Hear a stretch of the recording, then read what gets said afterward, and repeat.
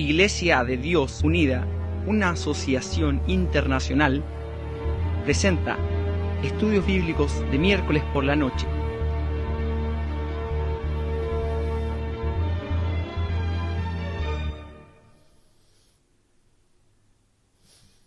Buenas noches, bienvenidos a este estudio bíblico de día miércoles que comenzamos esta tarde analizando algunas escrituras referidas hacia nuestra lealtad que debemos tener con Dios, nuestro Padre, con su Hijo amado Jesucristo y con las escrituras. Vamos a reflexionar acerca de algunas escrituras que nos llevan en este mundo posmoderno en el cual nos ha tocado vivir, acerca de dónde está radicada nuestra lealtad. Una de las características principales de las cuales puede gozar el ser humano a partir de la creación por parte de Dios es la de que el hombre, el ser humano, cuenta con libre autonomía de la voluntad. Esto es, la facultad para tomar decisiones en forma libre y espontánea. Esta facultad nos ha concedido Dios a través de una capacidad de razonar, un razonamiento que se ejecuta a través de nuestro cerebro, donde analizamos distintas situaciones y podemos autodeterminarnos en forma libre y espontánea.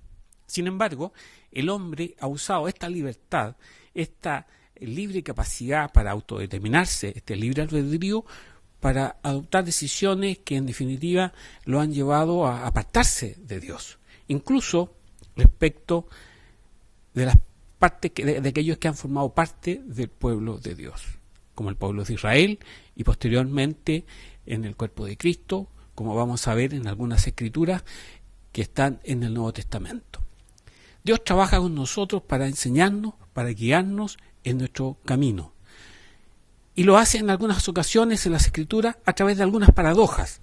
Y vamos a reflexionar en algunas de estas paradojas, así como lo hace también a través de parábolas. Aquí vamos a ver algunas de estas paradojas en las cuales vamos a ver cómo nuestra libertad de pensamiento, nuestra libertad, nuestra libre autonomía de la voluntad nos lleva a apartarnos de Dios. Hemos creado, por ejemplo, sistemas políticos, sistemas de gobierno. Hemos creado sistemas de carácter jurídico al establecer normas y reglas y leyes por las cuales regirnos. Pero así también hemos creado sistemas religiosos, sistemas teológicos apartados de las escrituras y apartados de la verdad de Dios. Esta paradoja la podemos ver con Jesucristo. Cuando Él vino a la tierra, cuando Cristo se encarna, lo hace en una familia judía, en el seno de una familia judía. Y la Biblia enfáticamente nos declara que Él, Jesucristo, es la simiente de los lomos de Abraham y de David. Y su divina designación por el Padre Celestial fue que Él viniera a la tierra como un judío. Y Él pasara su vida y su ministerio entre los judíos de la tierra de Palestina.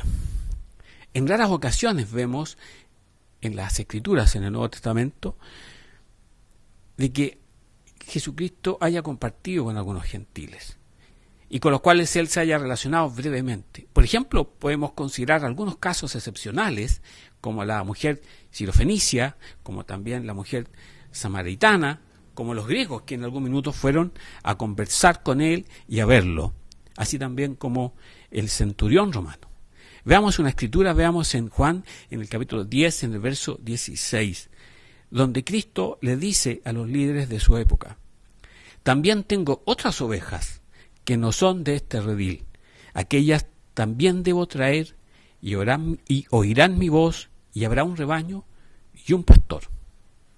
Esta fue una declaración totalmente sorprendente para los líderes de esa época.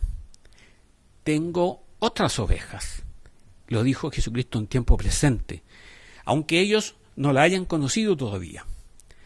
Reflexionemos un poco. ¿Quiénes eran aquellas otras ovejas? Esas otras ovejas eran los gentiles. Y ellos debían ser, en un futuro cercano, un solo rebaño con los judíos. Y debían ellos tener un solo pastor. Veamos una escritura, veamos las palabras del apóstol Pablo en Efesios, en el capítulo 2, en los versículos 14 al 18. Porque Él es nuestra paz, que de ambos pueblos hizo uno, derribando la pared intermedia de separación, aboliendo en su carne las enemistades, la ley de los mandamientos expresados en ordenanzas, para crear en sí mismo de los dos un solo y nuevo hombre, haciendo la paz y mediante la cruz reconciliar con Dios a ambos en un solo cuerpo, matando en ella las enemistades. Y vino y anunció las buenas nuevas de paz a vosotros que estabais lejos y a los que estaban cerca, porque por medio de él los unos y los otros tenemos entrada por un mismo espíritu al Padre. Entonces vemos en esta escritura que Cristo hizo de los dos, de los judíos y de los gentiles, un nuevo hombre, porque en Cristo ya no existen ni judíos, ni griegos, ni hombres, ni mujeres, ni esclavos, ni libres. Todos conforman un solo rebaño. Y avanzando en estas paradojas de las Escrituras, para poder entender los sistemas teológicos, veamos también una parábola que nos enseñó en Lucas en el capítulo 5 y que nos va a permitir analizar nuestro enfoque acerca de Cristo, acerca de las Escrituras y de los sistemas teológicos. Pasemos a Lucas al capítulo 5 y veamos los versículos 36 al 39. Les dijo también una parábola. Nadie corta un pedazo de un vestido nuevo y lo pone en un vestido viejo, pues si lo hace, no solamente rompe el nuevo, sino que el remiendo sacado de él no armoniza con el viejo. Y nadie echa vino nuevo en odres viejos. De otra manera, el vino nuevo romperá los odres y se derramará, y los odres se perderán, mas el vino nuevo en odres nuevos se ha de echar, y lo uno y lo otro se conservan, y ninguno que beba del añejo quiere luego el nuevo, porque dice, el añejo es mejor. Cuando Cristo vino a predicar durante su ministerio, él era este vino nuevo, fresco. Y el gran peligro con este vino nuevo era que fuera depositado dentro de odres viejos. En otras palabras, Jesucristo está advirtiendo del peligro de tomar sus enseñanzas y depositarla dentro de los odres viejos del judaísmo de la época, del sistema teológico que habían impuesto los fariseos y los sacerdotes y los escribas de ese tiempo.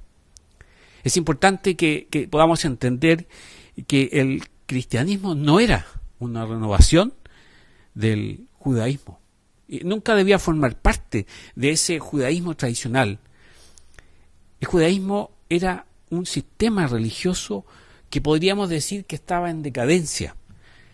Y la decadencia no puede ser avivada, no puede ser renovada. Este vino nuevo que traía Jesucristo tenía su propia identidad y no podía ser colocado de aquello que era viejo y decadente. Y en la conclusión de esta parábola, Cristo hace una aleccionadora observación. Dice Jesucristo, y ninguno que beba del añejo quiere luego el nuevo, porque dice, el añejo es mejor. Aquí Jesucristo lo que nos está revelando es una tendencia natural del hombre de no querer dejar sus sistemas antiguos de pensamiento, sus tradiciones, sus costumbres. Y los judíos se habían dedicado exclusivamente a la tradición. Ellos habían ido reemplazando los mandamientos y las escrituras por todo este sistema de tradiciones impuestas por los fariseos y los sacerdotes y los escribas. Entonces sería muy problemático para ellos cambiar a otro vino, a este vino nuevo, y aún a otro odre. El vino nuevo en este contexto entonces podemos ver que es Jesucristo. Si volvemos entonces ahora al concepto de un solo rebaño, podemos ver que para el judío de esa época era algo muy difícil de comprender teológicamente en los tiempos de la iglesia primitiva. El judío pensaba que para que el gentil pudiese conocer a Dios, tenía que previamente convertirse en un prosélito del judaísmo. El modo de vida del gentil nunca podía convertirse en el modo de vida del judío. Por ejemplo, el judío requería la circuncisión para el hombre gentil. Entonces reflexionemos, si la iglesia comienza con los creyentes, las personas que empiezan a creer en esta doctrina que traía Jesucristo, ¿cómo podría una persona judía, un judío, convertirse en un seguidor de Jesucristo? ¿Tendría que convertirse primero en judío? ¿Se convertiría en cristiano al convertirse en un prosélito judío? Era una situación de muy difícil comprensión para los judíos de esa época, sobre todo cuando tenían que enfrentar su sistema teológico de tradiciones. Más adelante, en el libro de los Hechos, vemos que esta situación era muy difícil de resolver entre muchos hermanos judíos. Y existía una sutil y subyacente creencia que una conversión gentil era algo inferior a la conversión judía. Había una discriminación fuerte respecto de los gentiles. Y los hermanos tenían verdaderamente un problema con esta perspectiva de Jesucristo acerca de un solo rebaño entre judíos y gentiles. Podemos ver en Hechos, en el capítulo 6, donde hay una cierta fricción entre las viudas griegas y las viudas judías. Para un judío ortodoxo, aún lo empañado de un concepto gentil afectaba al judío puro. Lo vemos en el caso de Pedro. En Hechos, en el capítulo 10, Dios tuvo que prepararlo, tuvo que preparar a Pedro para que él pudiera llevar el evangelio a un gentil llamado Cornelio. Vayamos a Hechos, al capítulo 10, al versículo 13. Cuando Dios le muestra a Pedro los animales inmundos y le dice, en Hechos, en capítulo 10, en el verso 13, levántate, Pedro, mata y come.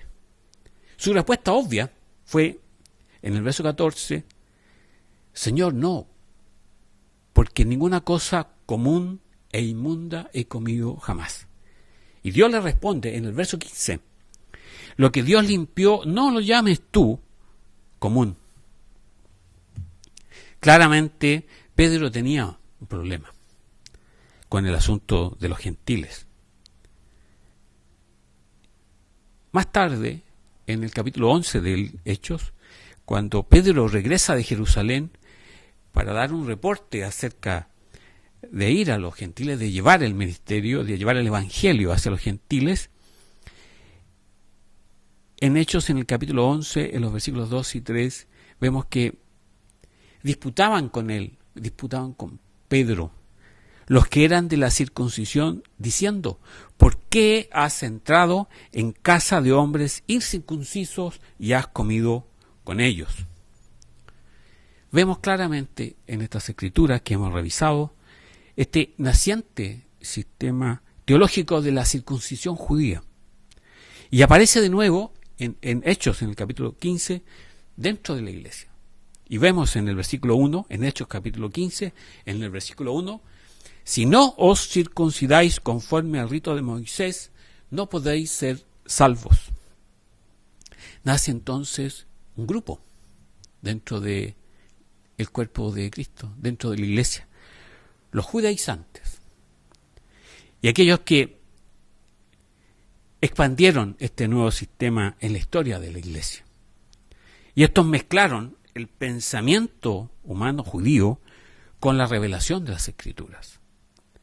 Ellos hicieron su sistema humano de salvación de igual valor que las Escrituras. Veamos en Gálatas, en el capítulo 2, en los versículos 11 al 14, donde nos narra el apóstol Pablo. Pero cuando Pedro vino a Antioquía, le resistí cara a cara, porque era de condenar. Pues antes que viniesen algunos de parte de Jacobo, comía con los gentiles, pero después que vinieron, se retraía y se apartaba, porque tenía miedo de los de la circuncisión, y en su simulación participaban también los otros judíos, de tal manera que aún Bernabé fue arrastrado por la hipocresía de ellos.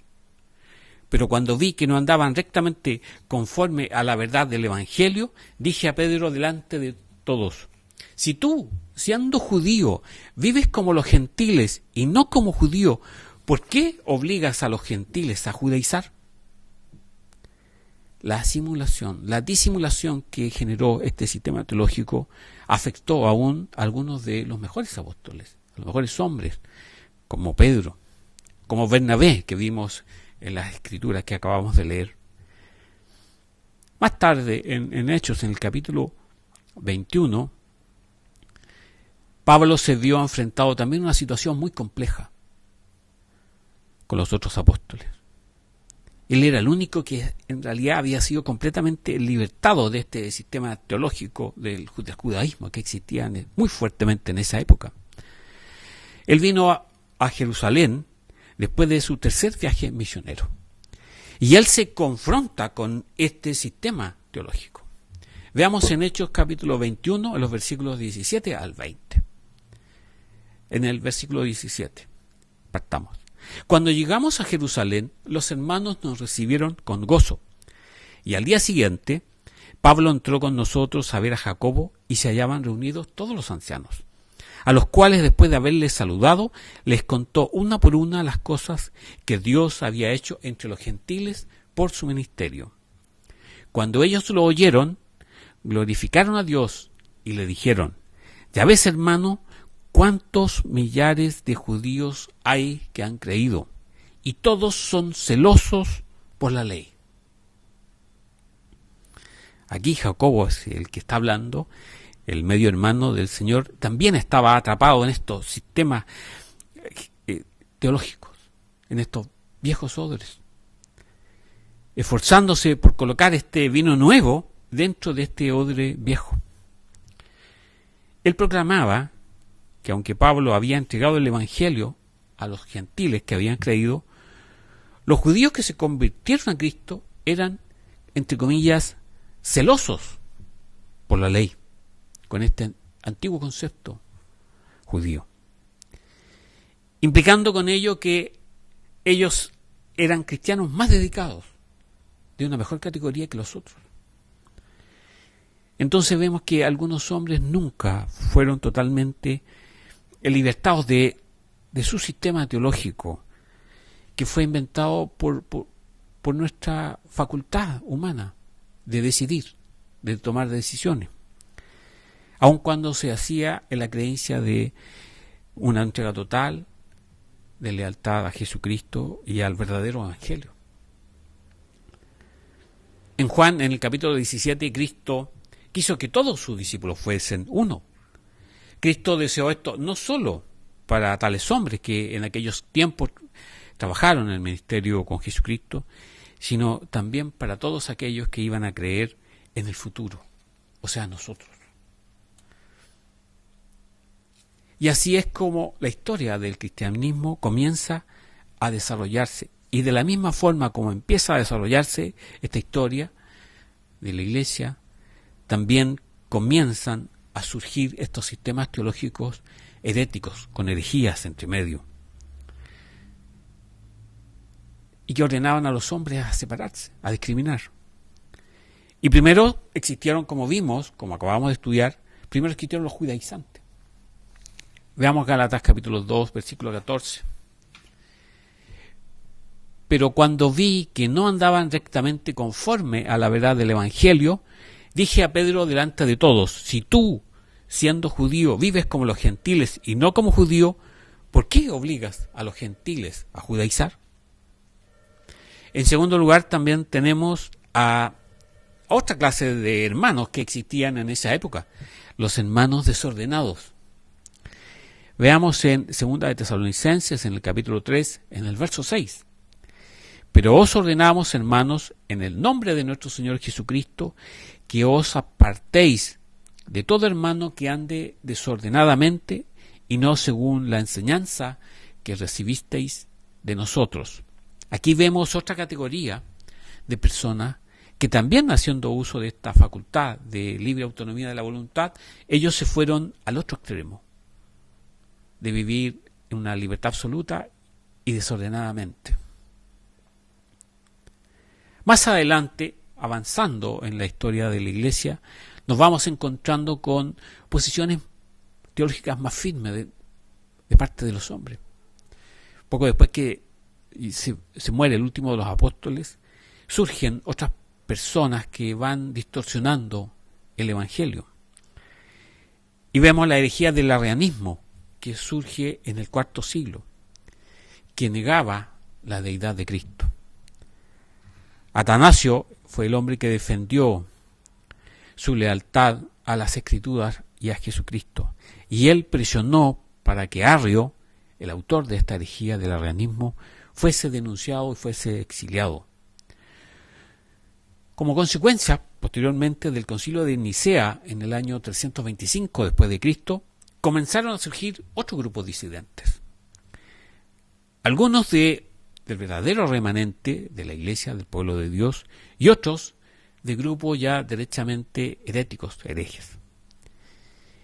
Y así vemos que al término de este siglo surgió una gran controversia entre dos personajes, entre Pelagio y Agustín de Hipona. Y la discusión teológica era acerca de la gracia y el libre albedrío. Y las fuentes de estas controversias se encuentran en los textos de Génesis en el capítulo 1, en el verso 3, y en Romanos en el capítulo 5, en el verso 21. No vamos a entrar en esa controversia, la vamos a citar solamente. Y vemos que surge un gran dominio teológico, el dominio católico romano, y fue mostrando evidencia de un poder que universalmente fue controlando a la gente a través de su presentación de la doctrina de Cristo y de las Escrituras, surgiendo las tradiciones de los padres de la Iglesia, que prevalecieron por encima de todo lo que las Escrituras declaran. Así que otro sistema surgió por parte de hombres religiosos, bajo la apariencia de también tradiciones, al igual como vimos que los fariseos habían introducido sus tradiciones, acá también otros hombres introducen sus tradiciones, que constituyeron en el fondo un impedimento para conocer al Dios verdadero, a su Hijo Jesucristo y a las Escrituras. Pero viene un rompimiento con este sistema teológico a través de la Reforma Protestante, y trae este movimiento un rompimiento con Roma a través de una protesta formal en contra de estas herejías que se estaban promulgando. Y dos grandes temas fueron expuestos dentro de esta reforma, dentro de este movimiento teológico. El primero, la predicación de Cristo, y en segundo lugar, lo más importante en este momento de la historia, es la predicación de las Escrituras. Solo Cristo, solo las Escrituras, dejando fuera este sistema teológico de tradiciones. Dentro de estas dos declaraciones temáticas, es decir, Cristo y las Escrituras, todas las demás creencias doctrinales debían fluir, surgir. Y la Reforma llevó a la realidad el derecho del hombre a servir a Dios y a creer en Él para gobernar su conciencia, porque volvemos nuevamente a la libertad de conciencia del hombre, para salir de estas tradiciones impuestas teológicamente. Entonces el hombre, ahora, armado con la palabra de Dios, porque decía solo las Escrituras, se pudo defender en contra de los concilios religiosos de la época y también de los pastores religiosos que dominaban en esa época, los papas. Era un momento de liberación de este sistema teológico imperante que surge con Lutero. Y Lutero ejerció este derecho para romper con Roma, con el poder románico. Y surgieron otros personajes junto con Lutero, también ejerciendo este derecho de libertad en cuanto a ejercer su fe a través de las Escrituras. Y también surge Zwingli, un suizo. También surge otro personaje en esta época, Juan Calvino, y también más adelante Jacobo Arminio. Y desde una perspectiva, la Reforma fue un movimiento que permitió al hombre romper esta fuerte raigambre románica y que le permitió a cada individuo creer a la luz de las Escrituras, no a través de un sistema teológico o de una doctrina o de una tradición impuesta por otros hombres. Surge una especie de renacimiento en cuanto a la lectura de las Escrituras. Pero ¿cómo manejó el hombre esta libertad que alcanza en este momento? Esta nueva libertad trajo el nacimiento de un gran número de pequeños sistemas teológicos protestantes que surgen a raíz de esta reforma. Y de todos estos principales métodos para estudiar teología, quizás la más subjetiva entonces viene a ser la teología dogmática. Teología dogmática es este estudio desde la perspectiva de los concilios de los hombres, de sus dogmas, de sus credos, de sus creencias. Y es lo que ellos han llegado a creer, que es lo que las Escrituras enseñan. Aunque la teología dogmática es un estudio provechoso, nunca vamos a poder igualar sus conclusiones con la de las Escrituras. Y esta es una de las tantas razones por las cuales estamos en contra de estos sistemas teológicos. Nuestra Iglesia se basa exclusivamente en las Escrituras y las enseñanzas de Jesucristo en las Escrituras. La imposición, por una parte, del poder románico acerca de sus tradiciones a través de sus sistemas teológicos y posteriormente a través de esta reforma protestante, se fue introduciendo el concepto de que los hombres de la Iglesia fueron infalibles en su interpretación y que sus escritos colectivos eran coequivalentes con las Escrituras. Y cuando existían discrepancias entre las Escrituras y sus sistemas teológicos y su teología dogmática, entonces ellos preferían su sistema y sus dogmas por sobre las Escrituras. Debemos tener en cuenta, debemos tener presente que estos sistemas fueron producidos por hombres que actuaban con plena convicción de que estaban haciendo algo para Dios y su Iglesia, que estaban ocupándose, entre comillas, de su salvación con temor y temblor. Lo hacían de buena fe, pero estaban ejerciendo su facultad más allá de lo que las Escrituras señalaban. En el fondo se estaban apartando de Dios. Hay una escritura que se me viene a la mente en este minuto del apóstol Pablo. En 1 Corintios, en el capítulo 4, en el verso 6, cuando hablando de su ministerio, el apóstol Pablo dice, para que nosotros aprendáis a no pensar más de lo que está escrito. No podemos ir más allá de lo que las Escrituras nos revelan,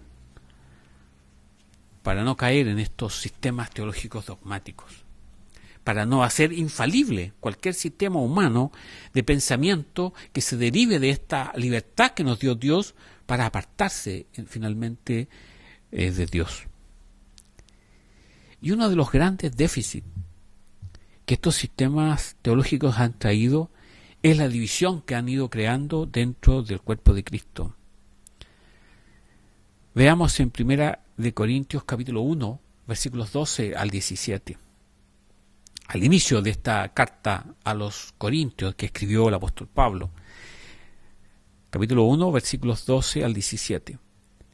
Quiero decir que cada uno de vosotros dice: yo soy de Pablo, y yo de Apolos, y yo de Cefas, y yo de Cristo.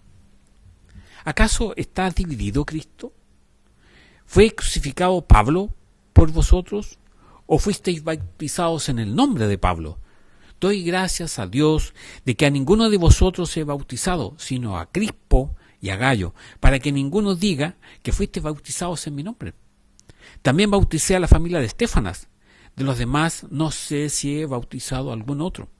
Pues no me envió Cristo a bautizar, sino a predicar el Evangelio, no con sabiduría de palabras, para que no se haga vana la cruz de Cristo. Los sistemas teológicos podemos ver que empezaron muy temprano en las mentes de los hombres, incluso dentro de la iglesia. Por eso que el apóstol Pablo reflexiona: ¿es acaso bíblico entonces llamarnos según el nombre de algún sistema de pensamiento? ¿Murió alguno de estos eruditos de la Reforma como Arminio por nosotros? ¿Somos nosotros bautizados en el nombre de Juan Calvino, de Martín Lutero? Pero esa era la triste realidad del cristianismo tradicional, sucumbiendo a sus sistemas teológicos dogmáticos que son notoriamente inferiores al Evangelio de Jesucristo. Pablo incluso a él hablaba de su Evangelio cuando se estaba refiriendo al Evangelio de Jesucristo, y él lo llamaba así porque le fue dado por revelación y sus escritos formaban parte de las Escrituras. Eso lo podemos ver en 2 de Pedro, en el capítulo 3, en los versículos 15 y 16. Y esto no puede ser dicho de ninguna otra persona desde que el canon del Nuevo Testamento fue completado con todas sus escrituras. Algunos de estos hombres pudieron haber sido brillantes y tal vez haber contribuido grandemente al entendimiento de la verdad. Pero no podemos compararlos nunca con Jesucristo. Todos los demás escritos de los hombres deben sumergirse en las sombras cuando se trata de las Escrituras.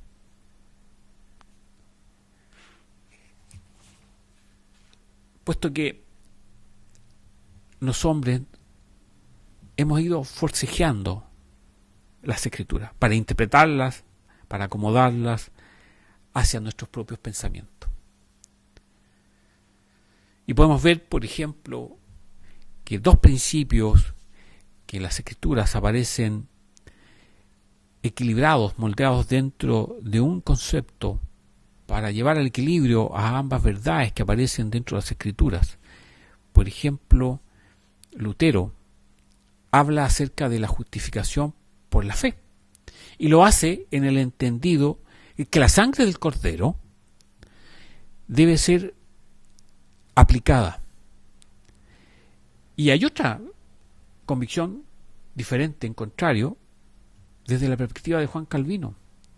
Y él pone el énfasis sobre la muerte del Cordero desde la fundación del mundo. Pero la Biblia toma ambas verdades, y en Éxodo capítulo 12, se nos explica y se nos instruye por Dios que no solo debe ser el Cordero sacrificado, sino que también su sangre debe ser aplicada por fe sobre los dinteles de las puertas. En Hebreos, en el capítulo 11, en el verso 28, se nos explica estas escrituras. Y tristemente podemos ver cómo nuestros sistemas teológicos han combatido para dividir estas verdades de Dios, que Él las ha equilibrado en el Antiguo Testamento y en el Nuevo Testamento, y que el hombre ha intentado tomar solo uno de ellos, solo un aspecto, solo un lado de esta verdad, y va destruyendo de este modo la verdad que está contenida en las Escrituras. Y donde se va forzando a las personas a escoger, puesto que con la finalidad de probar un punto, la persona es obligada y forzada a escoger o este punto o aquel punto, como la discusión entre Lutero y Calvino, que en el fondo los dos debían ser aplicados. Y sistemas teológicos, como van surgiendo del corazón, de la mente de los hombres, están siempre sujetos a cambios y modificaciones en la misma medida como va cambiando nuestra forma de pensar. Y nos vamos adaptando nuestras propias creencias hacia algunos aspectos que consideramos desde una perspectiva o de otra, apartándonos cada vez más de Dios por nuestros propios razonamientos humanos.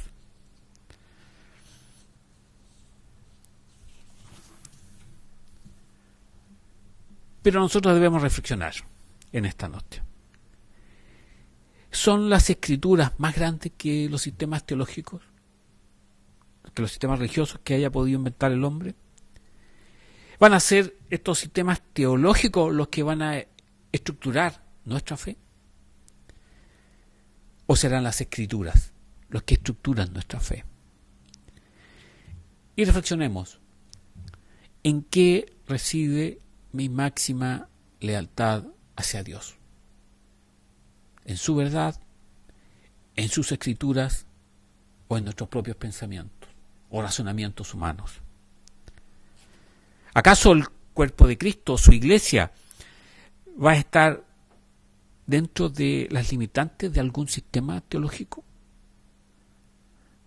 ¿Acaso el cuerpo de Cristo se extiende más allá de estas limitantes humanas que nos puedan entregar estos sistemas teológicos? No. Sabemos que existe únicamente un buen pastor, quien dio su vida por sus ovejas, y que existe únicamente, como vimos al comienzo, un solo rebaño y un solo cuerpo. Debemos recordar que esta facultad de la libre autonomía que nos dio Dios nos ha traído libertad e independencia, pero esta independencia la hemos usado para apartarnos de Dios y hemos abierto las puertas para esta interpretación individualista de las Escrituras, llevándonos a extremos como el modernismo, el liberalismo religioso, que se han ido convirtiendo con el paso del tiempo en el pensamiento normal de cualquier sistema teológico actual y contemporáneo. ¿Acaso algún día terminará el desarrollo de sistemas teológicos? La verdad de Dios siempre ha sido equilibrada. Estamos llegando al tiempo en el cual estos diferentes grupos van a estar reuniendo sus fuerzas. Y cada hombre será forzado a escoger entre un sistema u otro, creyendo que no existe otra alternativa. Sin embargo, nosotros debemos tener presente que eso no es así, que nosotros tenemos las Sagradas Escrituras y en ellas vamos a encontrar la verdad y en ellas vamos a encontrar el camino y la vida futura que nos ha prometido Dios. Y cuando llegue el momento, no va a haber ningún hombre digno de abrir este libro sellado con 7 sellos. Sabemos que ni el apóstol Pablo, ni el apóstol Juan, ni siquiera estos hombres de la Reforma como Lutero, como Zwingli, como Calvino, como Juan Hus, como Wycliffe, ellos no serán capaces de desentrañar esos misterios en Apocalipsis. No, nosotros debemos pensar y nosotros debemos creer en el texto de las Sagradas Escrituras.